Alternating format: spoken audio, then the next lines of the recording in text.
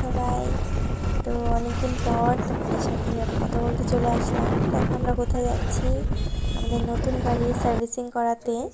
তো সার্ভিসিং সেন্টারে গেলাম, সেখানে মোবিল চেঞ্জ করে দিল, বিভিন্ন ইঞ্জিনগুলো খুলে খুলে দেখছিল, শেষে আবার ওয়াশ করে দিল। তো অনেকটা টাইম লেগে গেছিলো। তো এতক্ষণ কি করব, বোর হচ্ছিলাম, তো তার জন্য বসে বসে ফোন ঘাঁটছিলাম ওয়েটিং রুমে বসে বসে।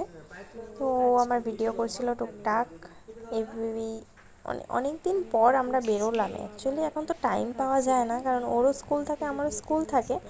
তো মাঝখানে একদিন একটু বেরোতে পারলে বেশ ভালোই লাগে, খুব ভালো লাগছিল। তো ওদিন আর বাড়ি ফিরিনি। ওদিন আমরা আমার বাবার বাড়িতেই থেকে গেছিলাম। পরের দিন একদম ডাইরেক্ট স্কুলে চলে আসলাম। স্কুলে এই যে ছোট্ট কিউট বেবিটা, ক্লাস নার্সারির। তো রাতে বাড়ি ফিরে একটা আবার সারপ্রাইজ পেয়ে গেলাম। ওদিন আমাদের বার্থডে ছিল, মানে রাত্রি 12টার পরের দিন বার্থডে হবে। তো রাত্রি 12টার সময় সারপ্রাইজ পেয়ে গেলাম। তো মানে সত্যি এটা বিশাল ব্যাপার, রাত 12টার সময় এরকম একটা গিফট।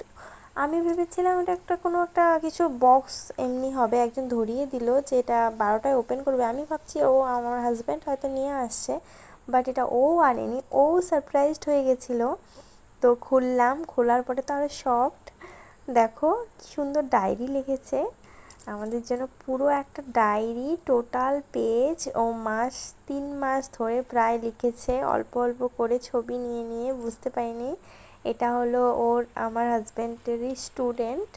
ওকে ছোটোর থেকে পড়ায়, আর ও শুধু টিচার ভাবে না, মানে স্যার ভাবে না, ও একদম নিজের বাবা মার মতো ভাবে। ওকে তো বলে ফাদার, আমাকে বলে মাদার, এরকম।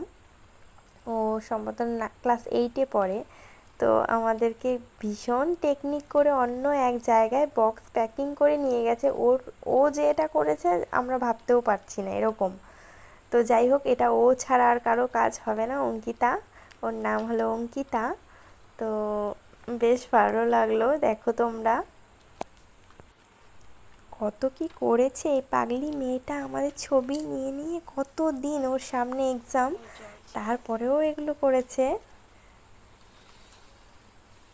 ছবিগুলো আমার সবগুলো পড়াই হয়নি, কারণ এত পেজ লিখেছে আর এত গিফট। পরে এক সময় করে সবটাই পড়বো। যাই হোক, থ্যাংক ইউ অঙ্কিতা এত বড় একটা সারপ্রাইজ দেওয়ার জন্য। এটাতে কি আছে দেখে নাও।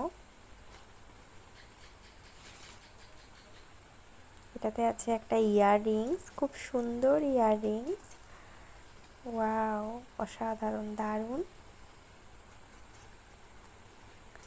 তারপর দেখো কতগুলো চকলেট, এখানে একটা গার্ডার, রুমাল, ওর নাম লেখা আছে, আমার হাজব্যান্ডের নাম লেখা আছে,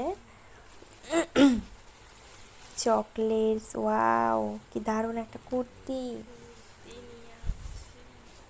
প্লাজো সেট কুর্তি।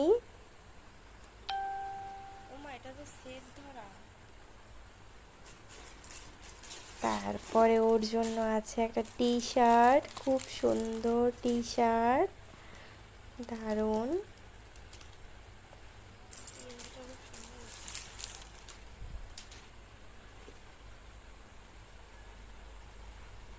ও ফটো তুলছিল।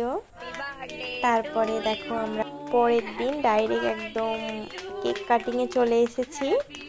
রাত্রিবেলা আমাদের একটা বিয়ে বাড়ির ইনভাইট আছে, ওখানে যাব, তার জন্য হালকা করে রেখেছিলাম। তো এই ড্রেসটা আমার নতুনই ছিল, ওটা পরে নিয়েছিলাম কেক কাটার জন্য। কেক কাটিং করে আমরা বেরিয়ে যাব, টাইম কম ছিল দেখে সাজানোর ব্যাপার ছিল না, আমরা শর্টকাট করেই বার্থডেটা সেলিব্রেট করে নিয়েছিলাম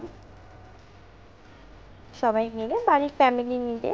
আর খাওয়া দাওয়াটাও পেন্ডিং ছিল, ওটা পরে করতে হবে, যেহেতু আমাদের বিয়ে বাড়ি যাওয়ার তাড়া ছিল। তো কেক কাটিং হয়ে যাওয়ার পরে কিছু ফটো একটু শ্যুট করে নিলাম। আশীর্বাদ দিল বড়রা, দাদা, আমার বাবা, সবাই মিলে আশীর্বাদ দিল, কিছু টাকাও উঠে গিয়েছিল, গিফট উঠে গিয়েছিল। তো পরে আমি চেঞ্জ করে নিয়েছিলাম, আবার শাড়ি টাড়ি পরে বিয়ে বাড়ির জন্য রেডি করেছি। দেখো আমরা বিয়ে বাড়িতে ঢুকছি এখন। এটা হলো আমার হাজব্যান্ডেরই এক বন্ধুর বিয়ে। তো আমার বিয়ের আগের থেকে ওর সাথে পরিচয়, অনেক বছর, মানে ও মেয়ে পাচ্ছিল না, অনেক বছর ধরে দেখছিল খুঁজছিল। যাই হোক, এতদিনে ওর একটা সেটেলমেন্ট হলো। তো আমরা চলে এসেছি, খুব সুন্দর সাজিয়েছে, তবে অনেকটা ভেতরে আসতে হয়েছিল আমাদের। রাস্তাটাও একটু আমরা ভুল, রাস্তাটা চেনা ছিল না দেখে একটু অন্য রাস্তায় ঢুকে গিয়েছিলাম। শেষমেশ পৌঁছে গেছি। এই যে আমরা, আমার ভাস্তি, আমার বড়দার মেয়ে পৌলমী।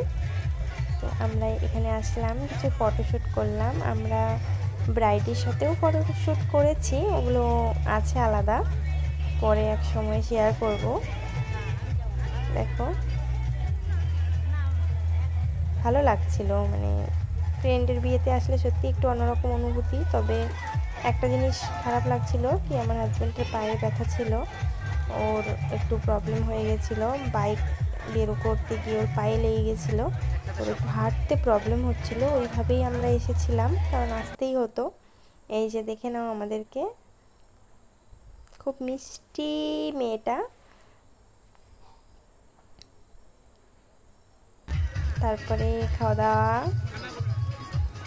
সেজে গুজে খাওয়া দাওয়াটাও একটু প্রবলেম, তাও খেতে হবে। যাই হোক, বিয়েবাড়িতে খাওয়া দাওয়াটা একটা স্পেশাল ব্যাপার, যে না ভালোই লাগে, সাজগোজ খাওয়া দাওয়া এগুলো।